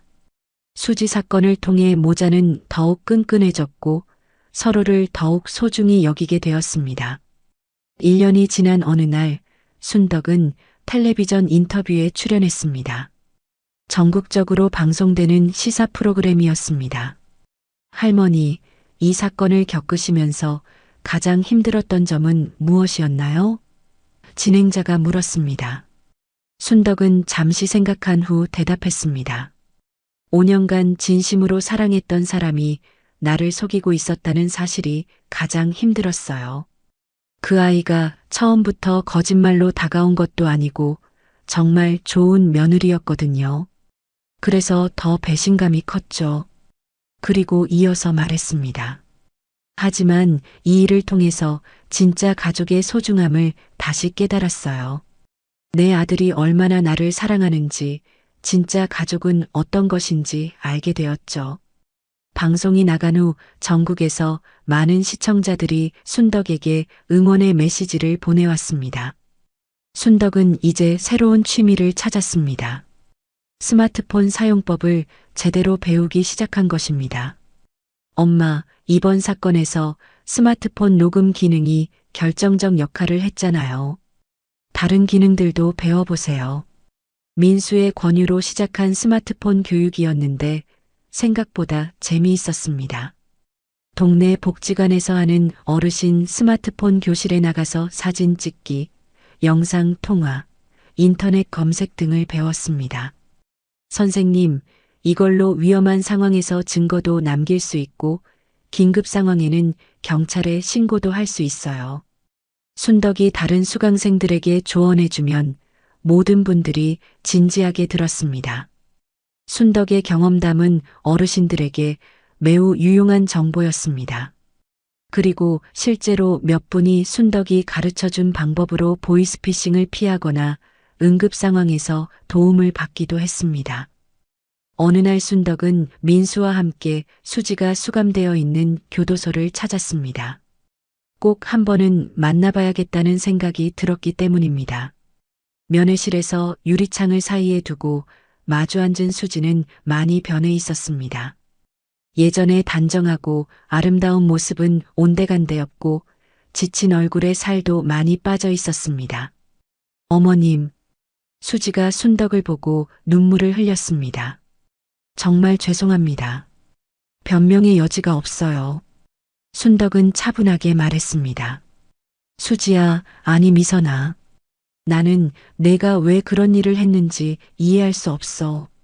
하지만 내가 진심으로 뉘우치고 있다는 건 알겠다. 수지는 계속 울면서 말했습니다. 처음에는 정말 어머님을 좋아했어요. 하지만 돈이 필요해서 그게 습관이 되어버렸어요. 정말 죄송해요. 순덕은 수지에게 마지막 말을 남겼습니다. 미선아, 내가 저지른 일은 절대 용서받을 수 없는 일이야. 하지만 여기서 진심으로 반성하고 나중에 사회로 나가게 되면 다시는 이런 일 하지 마라. 그리고 내가 죽인 그 두 분께 평생 죄송한 마음을 가지고 살아라. 수지는 고개를 숙이고 네, 정말 죄송합니다. 평생 후회하며 살겠습니다라고 대답했습니다. 면회를 마치고 나오면서 순덕은 마음이 한결 가벼워졌습니다. 이제 정말로 모든 것이 끝난 것 같았습니다. 민수가 어머니에게 물었습니다. 엄마, 왜 굳이 수지를 만나러 오셨어요? 순덕이 대답했습니다. 내 마음속에 남아있던 마지막 응어리를 풀고 싶었어. 이제 정말 깨끗하게 정리된 것 같다. 순덕은 이제 완전히 새로운 인생을 살고 있었습니다. 아침에 일어나면 라디오 체조를 하고 오후에는 동네 어르신들과 함께 산책을 했습니다. 저녁에는 민수와 화상 통화를 하며 하루 있었던 일들을 나누었습니다. 엄마, 오늘 하루는 어떠셨어요? 응, 좋았어. 오늘 경로당에서 요리교실 했는데 새로운 반찬 배웠어. 이런 평범한 대화가 얼마나 소중한지 이제야 알 수 있었습니다. 수지와 함께했던 5년 동안은 항상 뭔가 불안하고 어색한 기분이 있었는데 지금은 정말 편안했습니다. 진짜 가족과 함께하는 시간이 이런 것이구나 하는 걸 새삼 깨달았습니다. 그리고 순덕은 새로운 꿈도 생겼습니다. 자신과 같은 피해를 당할 뻔한 어르신들을 도와주는 일을 하고 싶었습니다. 지역 경찰서에서는 순덕에게 범죄 예방 강사를 제안했습니다. 할머니께서 직접 경험하신 내용을 바탕으로 다른 어르신들에게 조심하는 방법을 알려주시면 어떨까요? 순덕은 기꺼이 수락했습니다. 한 달에 2번씩 지역 경로당을 찾아다니며 강연을 했습니다. 여러분, 아무리 가까운 사람이라도 이상한 행동을 보이면 의심해 보세요. 그리고 절대 혼자 고민하지 마시고 가족이나 경찰에 신고하세요. 순덕의 강연을 들은 어르신들은 모두 진지하게 메모를 했습니다. 그런데 할머니, 어떻게 그런 상황에서 녹음을 생각하셨어요? 처음에는 그냥 무서워서 증거를 남기고 싶었어요. 나중에 누군가에게 도움을 청할 때 증명할 수 있도록요. 순덕의 실용적인 조언들은 어르신들에게 큰 도움이 되었습니다. 순덕의 강연이 입소문을 타면서 전국 각지에서 초청 요청이 들어왔습니다. 서울, 부산, 대구, 광주 여러 도시를 다니며 강연을 했습니다. 매번 강연이 끝나고 나면 어르신들이 다가와서 개인적인 고민을 털어놓곤 했습니다. 할머니, 우리 집에도 이상한 사람이 자꾸 찾아와요. 며느리가 요즘 이상해요. 보험 가입하라는 사람이 계속 전화해요 등등. 순덕은 이런 상담들을 통해 자신의 경험이 정말 많은 사람들에게 도움이 되고 있다는 것을 실감했습니다. 그리고 몇 건은 실제로 사기를 미연에 방지하는 성과도 거두었습니다. 할머니 덕분에 큰일 날 뻔한 것을 막았어요 라는 감사 인사를 받을 때마다 순덕은 보람을 느꼈습니다. 자신이 겪은 고통이 헛되지 않았다는 생각이 들었습니다. 2년이 지난 어느 날 순덕에게 뜻밖의 소식이 전해졌습니다. 정부에서 시민 안전에 기여한 공로로 대통령 표창을 수여한다는 것이었습니다. 엄마, 축하해요. 정말 대단해요. 민수가 기뻐하며 말했습니다. 순덕은 어리둥절했습니다. 내가 뭘 그렇게 대단한 일을 했다고. 하지만 주변 사람들은 모두 축하해 주었습니다. 시상식 날 순덕은 정중한 한복을 입고 청와대에 갔습니다. 대통령이 직접 표창장을 수여하며 말했습니다. 할머니의 용기 덕분에 많은 국민들이 안전해질 수 있었습니다. 정말 감사합니다. 순덕은 제가 할 일을 했을 뿐입니다. 앞으로도 더 많은 어르신들이 안전하게 살 수 있도록 노력하겠습니다라고 대답했습니다. 그날의 기억은 순덕에게 평생 잊을 수 없는 소중한 추억이 되었습니다. 이제 순덕의 하루는 바쁘지만 충실했습니다. 아침에는 건강 관리를 위해 운동을 하고 오후에는 강연이나 상담 활동을 했습니다. 저녁에는 민수와 함께 식사를 하며 하루를 마무리했습니다. 민수는 이제 완전히 해외 출장을 중단하고 국내 업무에만 집중했습니다. 엄마 혼자 두고 멀리 갈 수는 없어요. 엄마가 더 중요해요. 순덕은 아들의 마음을 고마워했지만 한편으로는 미안했습니다. 민수야, 너무 나만 신경 쓰지 말고 내일도 열심히 해야지. 하지만 민수는 엄마, 이게 제가 정말 하고 싶었던 일이에요. 엄마와 함께 시간을 보내는 게 제일 중요해요라고 말했습니다. 모자는 서로를 의지하며 진짜 가족의 의미를 깨달아가고 있었습니다. 어느 날 순덕은 자신의 이야기를 책으로 펴내기로 했습니다. 70세 할머니의 생존 일기라는 제목으로 출간된 책은 베스트셀러가 되었습니다. 전국의 많은 독자들이 순덕의 이야기에 감동받았고 특히 고령자들에게는 필독서가 되었습니다. 할머니, 책 덕분에 우리 어머니도 조심하게 되셨어요. 저희 할머니가 할머니 책을 읽고 용기를 얻으셨대요. 같은 독자들의 편지가 계속 도착했습니다. 순덕은 이 모든 일들이 꿈만 같았습니다. 며느리에게 죽을 뻔했던 자신이 이제는 다른 사람들을 구하는 일을 하고 있다니 인생이 정말 예측할 수 없는 것 같았습니다. 하지만 분명한 것은 모든 고통에는 의미가 있다는 것이었습니다. 자신의 고통이 다른 사람들의 행복을 위한 밑거름이 되었다는 것을 깨달았습니다. 오늘도 순덕은 새로운 하루를 시작합니다. 아침 햇살이 창문으로 들어오면서 따뜻하게 방을 비춥니다. 순덕은 창문을 열고 깊게 숨을 들이마십니다. 공기가 맑고 상쾌합니다. 더 이상 두려워할 일도 의심할 사람도 없습니다. 진짜 가족들과 함께하는 평범하지만 소중한 일상이 있을 뿐입니다. 순덕은 거울을 보며 자신에게 말합니다. 순덕아, 정말 잘 견뎠다. 이제 행복하게 살자. 그리고 핸드폰을 들어 아들에게 문자를 보냅니다. 민수야, 좋은 아침이야. 오늘도 건강하게 하루 보내자. 곧 아들에게서 답장이 옵니다. 엄마, 좋은 아침이에요. 사랑해요. 순덕은 미소를 지으며 오늘도 감사한 마음으로 하루를 시작합니다. 여러분, 오늘 이야기 어떠셨나요? 이야기가 마음에 닿았다면 구독과 좋아요 부탁드릴게요. 여러분의 따뜻한 댓글 하나가 모두에게 큰 힘이 됩니다. 감사합니다.